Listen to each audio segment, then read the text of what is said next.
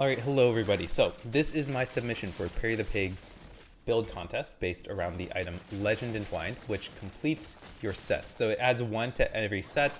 Based off of your completed sets, you get all attributes, all resistance, you get +1 to all skills, you get increased attack and cast speed, but that's not per set. So it's a pretty good ring, especially if you can run multiple sets and get all the benefits from those. This can be pretty insane. We are using it for the last pair set, and I know Perry said don't just use it for the strength to do more damage. I promise this is more interesting than that. So we are using the last pair set, which at like 2-piece set gives us +2 to endurance threshold per strength, and at a 3-piece set it gives us 30 strength. So what are we doing with this set? Well, we are using strength in order to scale both our endurance threshold, our armor, our intelligence, and our health regen, right? So there's a lot of things it's doing, but let's go through why. So let's start with the health regen. First off, that's the simplest to explain. We're using Vessel of Strife to convert our health regen into ward. So when we're in human form, we're generating about, like, we have 3,000 ward. We have a good amount of tankiness in human form because that's when our health regen is at its max. And we are also scaling our health regen with our vitality, which is why we have 54 vitality. We have 700 health regen. You can push this a lot further than me. I just saw the video yesterday. I tried to put this together. There's not that much time, so I don't have all the idols together for it. But if I did have all the idols, I could probably push this to around 1,000 health regen, which could push my ward up significantly, right? So it's pretty good. So we're using Vessel of Strife to convert health regen, also applying to ward. Then we're using the endurance threshold to convert it into ward decay threshold, meaning we can store more ward up, right? So that's a little bit less important for us than generating the ward, because having a great peak is fine for one-shots, but in terms of like recovering from damage taken, it doesn't do as much for it. But it's still pretty freaking good, right? So then we are also using our strength to turn into intelligence with Cleaver Solution. So Cleaver Solution converts strength to intelligence. We don't really care about anything else on here except for the strength +1 to all skills, and your intelligence equals your strength. So even though Lich has a lot of intelligence built into its tree, we can use this. We have 100 strength right now, right? Because we have, so we have 100 intelligence. There are versions of this build that just run intelligence and have a lot more. I respect that, but this is just, you know, something interesting. So we're using our strength to convert into intelligence, and then we're using our intelligence to convert into ward retention, as well as 1%, one strength converts to 1 intelligence, which converts to 2 ward retention. Then we're using that intelligence to give us cast speed, 1% cast speed per 2 intelligence, so we get 50% cast speed off of our Mad Alchemist Ladle. And then we're using that cast speed in order to cast more Rip Floods that will give us more global spell damage on hit. So it's a pretty strong set of synergies, right, that's happening over there. We're using the Wall of Nothing in order to generate a lot of ward retention. And then we are scaling vitality wherever you can. So anywhere that says all attributes or vitality scaling, we're also doing that because vitality is giving us a couple different things as well, right? So specifically the set gives us, I believe +3 is my roll, or +4 is my roll to all attributes. So I'm getting an extra +4 vitality as well. So vitality is important because we're using vitality to get increased health regen per vitality, which is already strong, right? 2%, it's like a tier 6 of the last bear set for strength built into the Lich passive, which is awesome. And then we're also turning vitality into increased dodge rating by 2% per vitality. So it's pretty strong there. We're taking vitality wherever possible.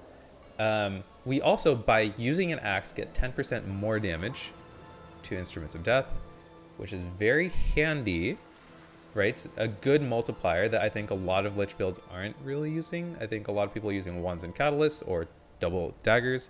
But if you can use an axe, you're getting that 10%, which is pretty nice. So there's a lot of really cool things that this build does. I'll go through all of it a little bit later, but for the portion of like Perry reviewing this in the build contest, this is probably, I think, all the interesting things that you want to know. So now going into the build a little bit more in depth, right? So we basically are casting Bone Curse and then using Rip Flood. If we hit 3 or more targets, we are also casting a Marrow Shard, or if we hit a rare boss enemy, we're also casting a Marrow Shard. So as you can see, our ward is pretty solid. It's generally going up. Basically, we're getting more based off of our missing health. But that is to say that Ripblood is doing a decent amount of damage. It crits for like 3 to 4k, which is not that impressive. But it's juicing up our Marrow Shard to crit for like 60 to 100k, right? So our Marrow Shard is where our actually, like, it's where our damage actually is. And then we're just using Bone Curse to apply more Ripbloods because it's free, so we might as well have it. And then Bone Curse always crits.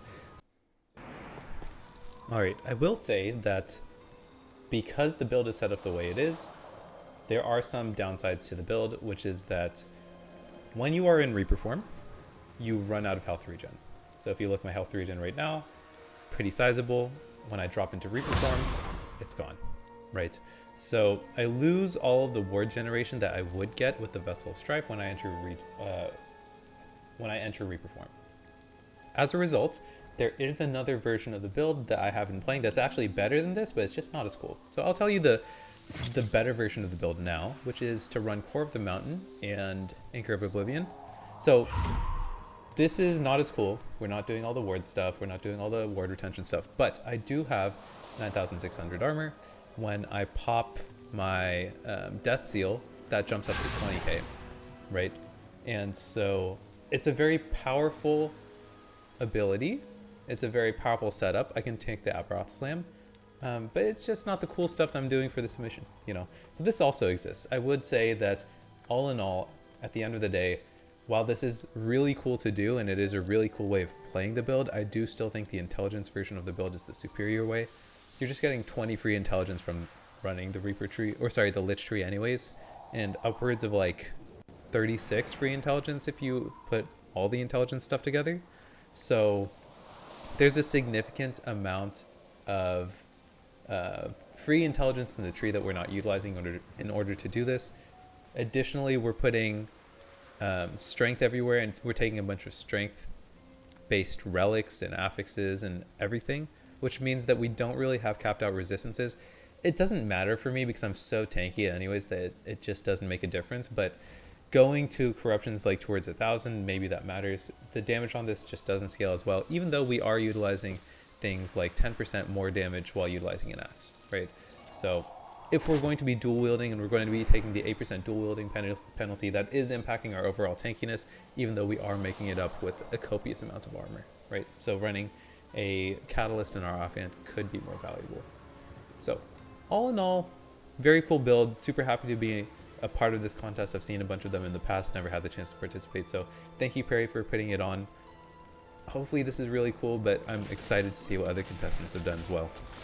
Hope y'all are having fun. See you later.